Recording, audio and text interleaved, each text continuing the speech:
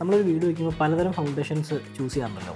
അപ്പോൾ നമുക്ക് ഏത് വീടിൻ്റെ ഏത് ഫൗണ്ടേഷൻ വേണമെന്ന് എങ്ങനെ നമുക്ക് ചൂസ് ചെയ്യാൻ പറ്റും? വീടിന് പല രീതിയിലുള്ള ഫൗണ്ടേഷൻസ് ചെയ്യാറുണ്ട്. അങ്ങനെ വരാനുള്ള കാരണം എവിടെയാണ് നമ്മൾ വീട് നിർമ്മിക്കുന്നത് എന്നുള്ളതാണ് ഇതിനെ ആശ്രയിക്കുന്നൊരു കാര്യം. നമ്മൾ ചൂസ് ചെയ്തിരിക്കുന്ന ലാൻഡിൻ്റെ ഒരു നേച്ചർ.